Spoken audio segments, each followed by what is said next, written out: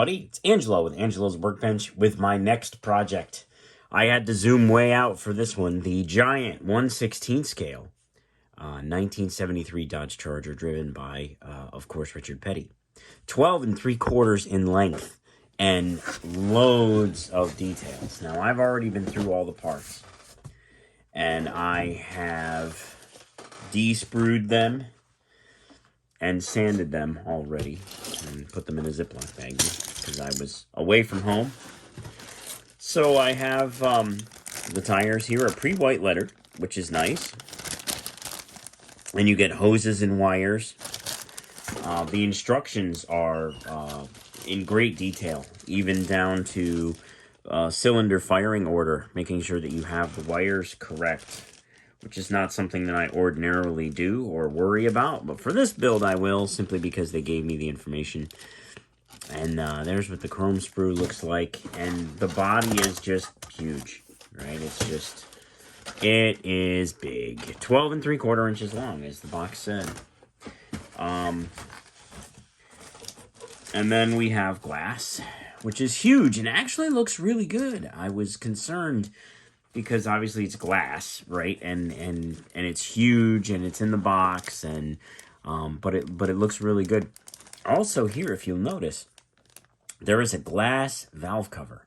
So you can use the regular valve covers that are on the chrome tree, or if you use this one, you can then see the valve train inside the head, which is really cool. And I may or may not do that. I'm not sure yet. This is a build for someone else.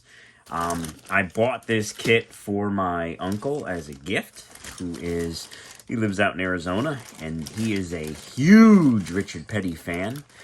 And he said, no, man, I want you to build it. So, because I thought he would build it with his grandson. And he said, nope, I want you to build it. So I'm going to build it. And I've got a display case for it that I'm going to give him as well. And then I've got some other plans on some things that I think will make it real nice. And we'll cover those as we move forward. So I'm going to get started doing some paint work. Oh, there's the little valves that you can see through the valve cover, which is kind of cool. So I'm going to get started on some paint work, figuring out how much of this needs to be Petty blue. I got to do a lot of research. I mean, Richard Petty drove this car, before I was born. So I have to, I'm going to have to dig into the internet, do some research, find out what needs to be what color, because I want the car to be fairly accurate. I mean, I never go too crazy with that. So come on back. Oh, and I'll show you the decal sheet. One thing that I wanted to point out is the car is blue and red, right? And there's no decals for any of the color. The only decals are numbers and sponsor logos. That's it. There's all the decals. And they look nice and big.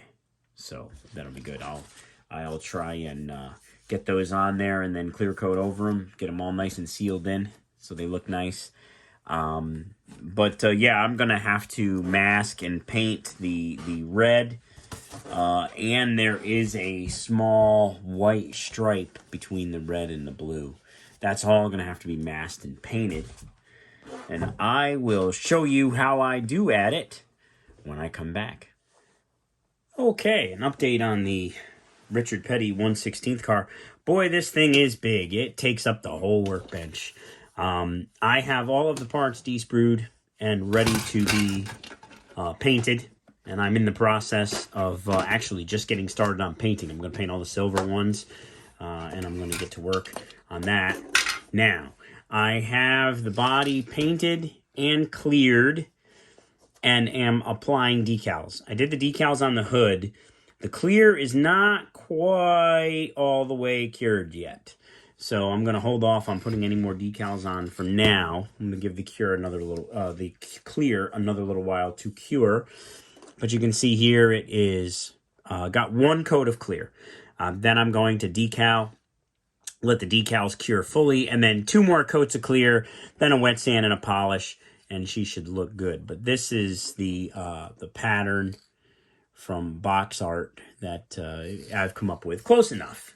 Close enough. I think if it's not perfect, it's close enough for me. I'm going to be painting the parts. I'm going to be getting the decals on the body. Then I'm going to be re-clear coating again. And then wet sanding and polishing. And then going to assembly. So we'll come back for more. Okay. Updating you on what's going on with the 1/16 Richard Petty 1973 Dodge Charger. I have begun assembly. I have completed painting all of the parts. The body is over in the spray booth. Clear coat is curing. I clear coated it, then I decaled it, and now it got clear coated again to seal the decals in. To say that this kit will test your resolve is probably an understatement. There are numerous inconsistencies in the instructions. There are numerous fit issues.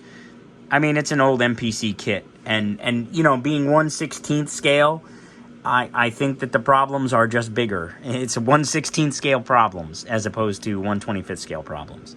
The whole roll cage thing is a little bit tricky, as is the steering column, getting it to fit in. The functioning suspension is kind of a little gimmicky, and I'm not sure if I'm going to leave it like that because it has a tendency to squat after a while. Because there's no rebound, there's no spring. It's functional suspension in that if you lift it up, you know, it'll go up and down. But there's nothing to keep it from squatting, which is exactly what it's doing now. All of the additional hoses and wires are super cool. It's very awesome. As is the way that the fan belt goes together. You have like 2 pulleys that sandwich the belt. The belt only comes with 1 pulley installed. It goes around all of the rest, which gives you a really neat looking finished product. So I am going to continue getting this thing put together, and I'll come back with an update. Oh, I also wanted to point out that my seat had no little pins on the bottom of there was a short shot in the mold, or it was a manufacturing defect, but all of the little pins were missing off of the bottom of the seat frame. So the seat frame to the car, those are little tiny pieces of strip styrene that I cut, styrene rod that I cut and made little seat risers to put the seat frame. Otherwise I would have had to glue the seat frame right to the floor. And you can't do that because there's a cross member that goes across underneath the seat. You can see it here. That continues straight across the car. So you can't, so there would have been no way to sit the seat in. And there are 4 holes for pins that would have been on that seat frame. So I just got some styrene rod, like I said, and I made 4 little tiny nubs, or struts, we'll call them. And that was able to, I was able to secure the seat that way. So we'll come back with another update. Well, there it is, all done. The 1/16 scale Richard Petty car from MPC is in the books. The front suspension is functional, supposedly. So it lets it sit down a little bit too far, but I kind of like the way it looks like that, so I'm going to leave it that way. This I built as a gift for somebody, so I have a nice case for it here. And there'll be pictures in the slideshow coming up in a few minutes. But, you know, not for the faint of heart. There's a tremendous amount of detail in this kit. I definitely would not say that this is a kit for beginners, even though it's a larger scale. There is numerous fit issues, numerous manufacturing and molding issues, at least on my copy. And there's all of the hoses, all of the wiring. The instructions are sometimes a little bit vague, but you know, given enough model building experience, you know, you can get one of these put together relatively quickly. I did this in about 2 weeks. A lot of the time was spent on the paint job because I've got 3 colors on there. It comes molded in the blue. So you could very easily just mask off and paint the red and the white. And then they suggest using white pinstripe tape around the red. I actually painted the stripes. They're masked and painted the red and the white and the blue for that matter. I did paint this. I mixed up my own petty blue and gave it a squirt. So so there's the Richard Petty 1/16 car. Stay tuned for a slideshow.